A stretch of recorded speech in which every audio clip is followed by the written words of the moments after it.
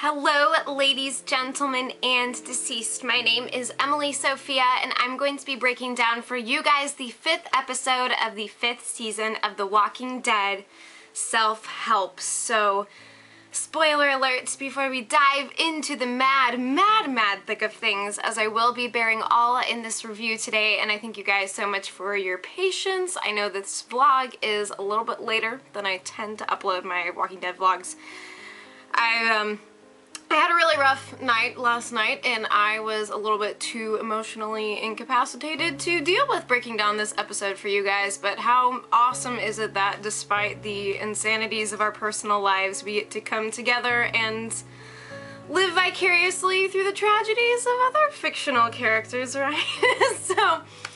But we are here now, so without further ado, let's get into the thick of things. I also apologize for the weather because it is doing whatever the crap it freaking feels like, and every once in a while I might disappear in a blaze of glorious sun. It could rain any minute. Welcome to Pacific Northwest life. Anyways, so self-help. This was an episode ripped straight from the comics. From what I understand, there were quite a few revelations in this episode that came from Robert Kirkman's graphic novels.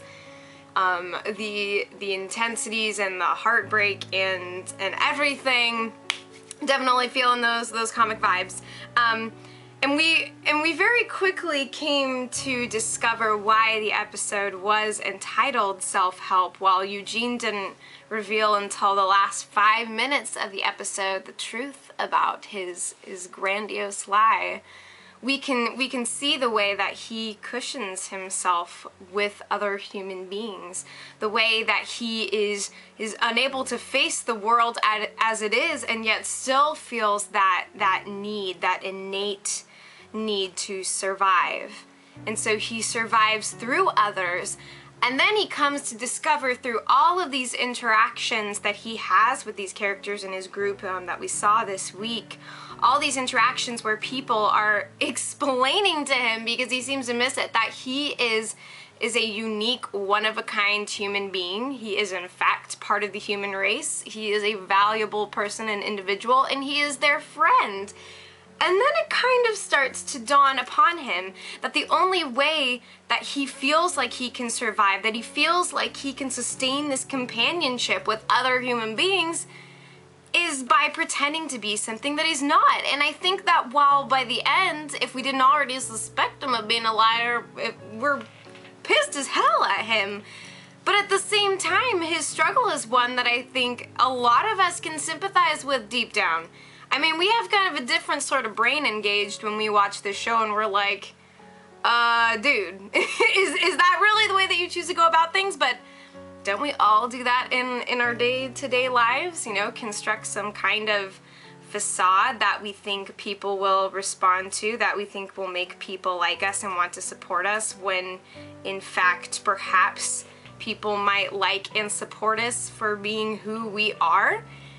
And perhaps Eugene might have come outright and said, hey, you know, I don't know what the crap to do with the world, and I'm really smart and I have this skill set, but my skills don't really seem to align with the way that we have to survive nowadays, so help me. You know, like, sure, not everybody's gonna be in a place in this apocalyptic time where they're like, oh sure buddy, you know, I'll take you under my wing, we'll figure this thing out one step at a time. You know, not everybody is going to be predisposed to that kind of action, but the kind of people that he's with at this point in time, they might have been the ones to back him up and to keep him along, you know? Like, he's a smart guy, and he asserts that at the very end. He's not smart in the way that everyone thinks he is, but he's smart enough to convince everyone that he's smart enough to do away with this whole apocalyptic business.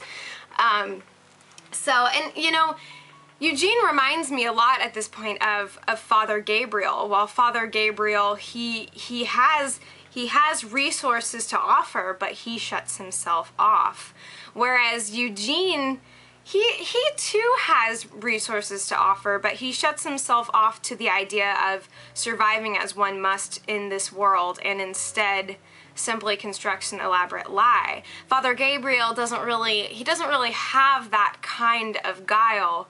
He has this deep abiding innocence that kind of undermines his ability to really provide anything substantial in this world. But yeah, they're both fundamentally valuable human beings that fear that they are of no value to this world, and so they either close themselves off from it or profess that they know how to save it. So it's kind of crazy to see those parallels, and yet how the two of them are almost on these opposite ends of the spectrum. We also got to see the really ridiculously powerful backstory of Abraham, how he came to where he was, how Eugene actually saved his life, but the basis of Eugene saving his life turns out to be a lie, so his life is a lie, and then he is right back to ground zero where he was at the end of that flashback that was interwoven throughout the episode. And I think that was very cleverly done. I read a really cool interview with Michael Cudlitz, the guy who plays Abraham, and he talked about in great depth about those flashback scenes and how actually in the comics, and that wasn't even part of the comics, what happened was Abraham and his wife Ellen and children, they were with a group, and then Abraham took off and he returned to discover that his wife and daughter had been raped by members of this group, and his son had been made to watch. And so what we start the episode off with, the very first flashback where we see him bashing this guy's head in with a can, you know, his fist is completely broken up and blood streaming. He's not just killing walkers, he is killing his group one by one, and we see him at the very tail end of that, and he's calling out for Ellen, and then finally he finds her. She almost looks like she's a walker already, so broken and frazzled, and his children as well. He falls asleep and wakes up finding a note from Elle that they've left, and he shouldn't be going after to find them. And when he does find them, they have been eviscerated by walkers. And I guess in the comics, there is actually a part where his daughter turns and Abraham has to shoot her. So I heard this episode was actually almost pulled by the censors, and I'm guessing it's for that scene where we see the dead bodies of his children. That's something that TV doesn't like to mess with. That's for freaking sure. And so yeah, it was really powerful. It made Eugene's revelation at the very end of the episode that much more impactful, and we see exactly why Abraham reacts the way he did, because he was ready to kill himself before Eugene came and told him. Invented right in that instant where he saw Abraham was about to leave him. He was like, no, wait, I'm on a mission. And Abraham can't say no to that. He would have ended it all and saved himself all this pain, but he has been on, indeed, as Eugene said, a mission, and it has kept him going and moving forward like nobody's business. And while for a while he was trying to take his time investing in building up the group and getting the strength to move forward, once he decided at the church early on in the season that it was time to go, there was nothing that can hold this man back. And even when the odds are stacked against them, even when Eugene was consistently sabotaging their efforts to get to DC, because he knew that the closer they got, the closer he would come to having to explain himself, the more dangers they would face, the more people would get hurt. And so finally it all reaches a fever pitch where he sees Abraham unleashing himself on everyone in the group, because they don't exactly want to try and make their merry way through Walker City. He's not having that. Finally, Eugene sees that this is the only time. There's no choice. There's not going to be a good moment. There's not going to be a time where they're all sitting around the campfire and he can be like, you know, guys, here's the thing. Kind of not actually at all who I said I was. And, you know, he had to do it then and there to try to spare lives, because he's kept track of all the lives that have been lost on his account, on the account of his mission. And it's so crazy, overwhelmingly heartbreaking, because we feel so much for Abraham, and we see why he kind of has this, oh, what is the condition called? It's almost a monomania, if that's what it's called, towards his goal to get to DC. And we see, we've seen a lot of hints throughout the past season as to how it could be that Eugene is lying, and I think too about that scene in the church where Abraham's like, yo, we gotta go right here, right now. And then Glenn says that if they stay to help them with the hunters, the survivors of Terminus, that he and Maggie will go with them, blah blah blah. Abraham's like, let's blow up this joint. Eugene's like, I don't think I want to.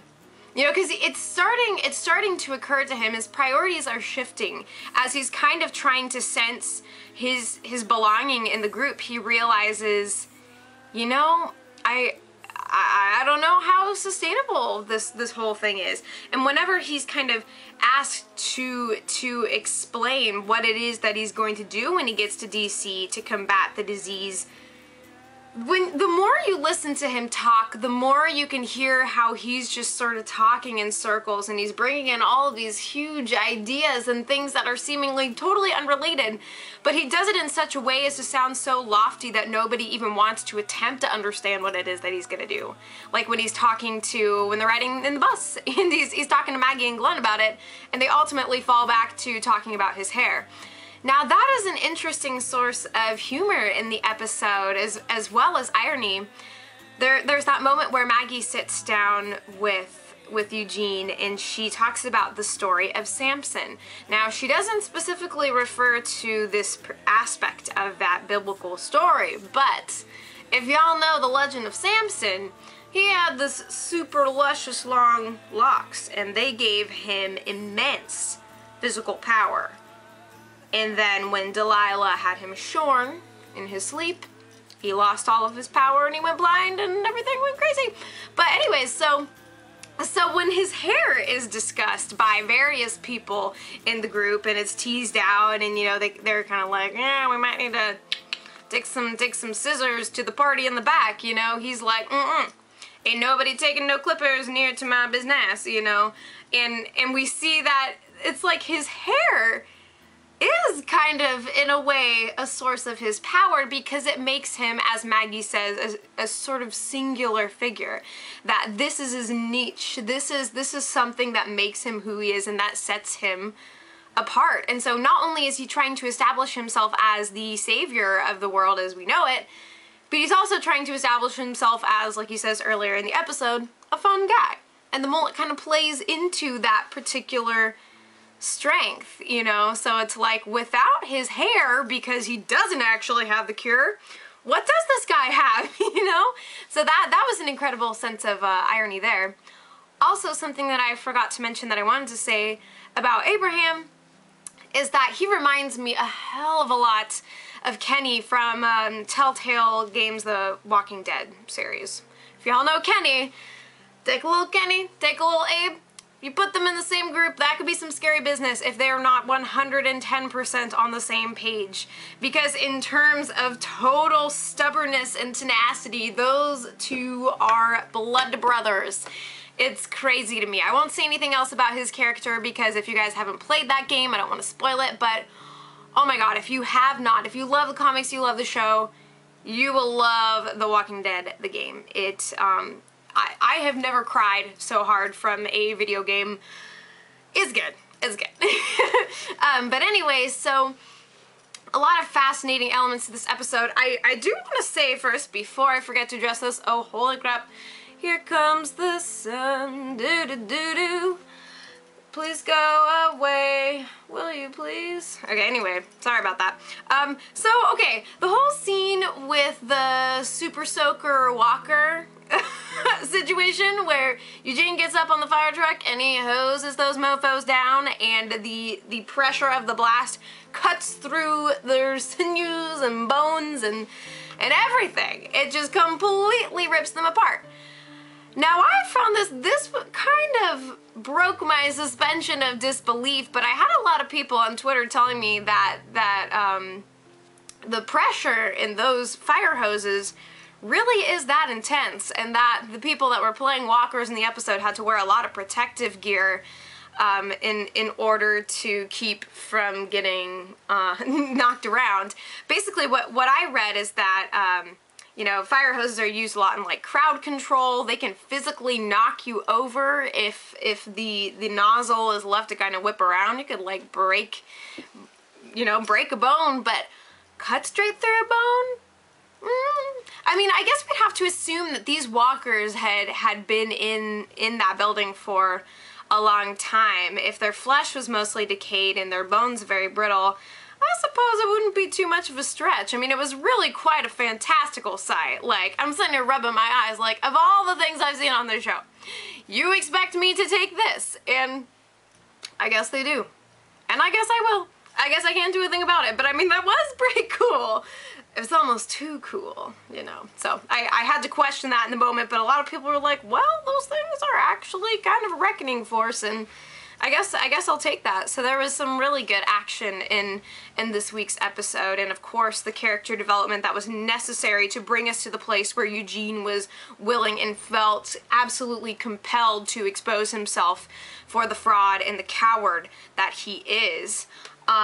Really cool scenes with Rosita, who we haven't gotten to see a ton of development with her so far, but I wonder if we'll be getting any kind of backstory of her account, because I think that she's really starting to come into her own as a character. It was also really nice to have Glenn and Maggie in the group, because they're so grounded. They're such relational characters.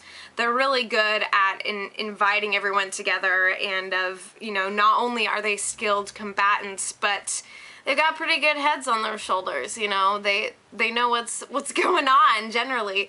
A lot of people are concerned that Maggie was willing to go with Glenn and Abraham and Eugene and Rosita, with her sister being at large and missing.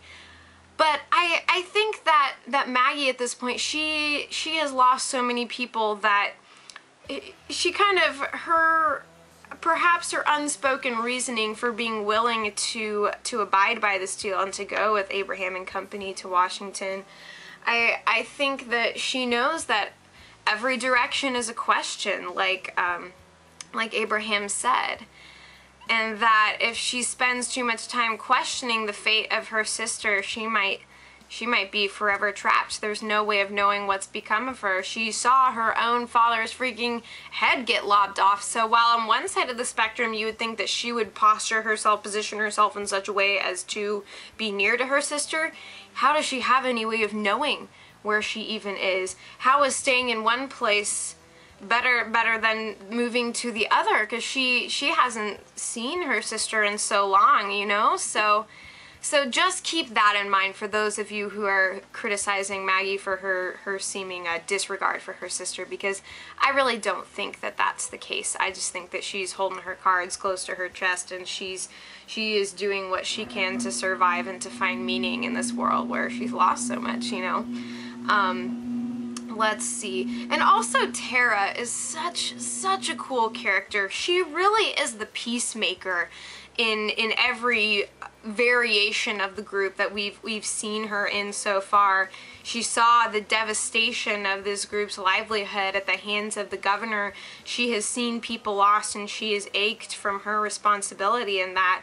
She has saved lives and had her life saved, and she really tries to strike up a friendship with Eugene, despite his initial like hitting on her back in the day, if you guys remember that.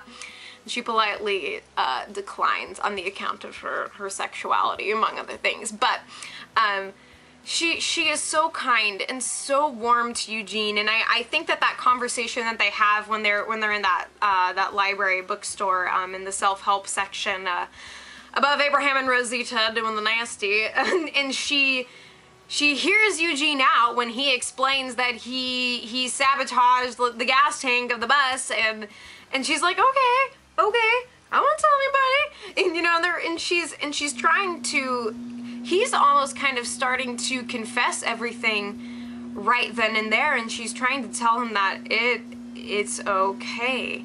It's really okay. We can get through this. You belong. I love her quote, like, welcome to the human race, asshole. You know, like, as he's starting to discover, like, maybe I am more to these people than this beacon of hope for changing the world, and maybe it's about changing the world that you're in regardless of what's going on around you. And I mean, we also know too that if he really did have the cure, then how much longer could the show go on?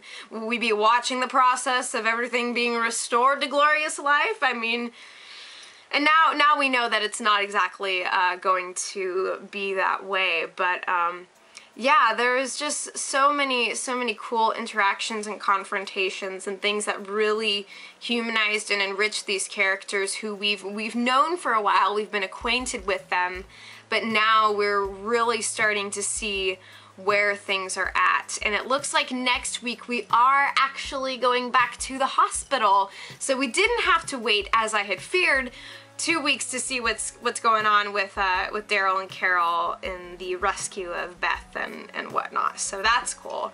And then I think we're gonna be getting back to Rick's group too. So yeah, of course, now the big question is, where exactly does Abraham and everyone go? Because he is, I think, ready to even kill himself. He almost killed Eugene. I thought that he had for sure. That guy packs a powerful freaking punch, but I think that since we didn't see Eugene like straight up die on camera, he's unconscious, like, I think it's safe to say that he's still around.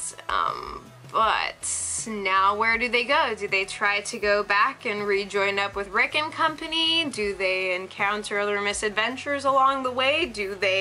Does everybody split? I mean, things could go so many different ways at this point. We're left with a kind of emotional cliffhanger there. Yeah, but we only have 3 episodes left in this half of the season, and it has been moving so swiftly. Not to the point that it's like, whoa, whoa, whoa, slow down, that's too fast, but like, it's been good. I think that this show has really found a nice groove in terms of its pacing, and that's been really cool. It's been so rewarding to see the show come into its own, to see the ratings blasting through the ceiling and everyone raving about what's going on in the show. It's so good to be a part of a good show, because there were times in the series where we were more in love with the idea of the show than what was actually being put forward, you know? And now we've got the action, we've got those down times in which we see everyone develop and the new kinds of struggles that emerge, like just when we think we've seen it all. There is so much more ahead, and the show just keeps on giving. That's for freaking sure. So thank you guys so much for watching this review. I hope you enjoyed the episode as much as I did. Please fill in any gaps that I failed to fill with my review. I love you guys. It's been so great doing this series with you. I can't wait to be back next week.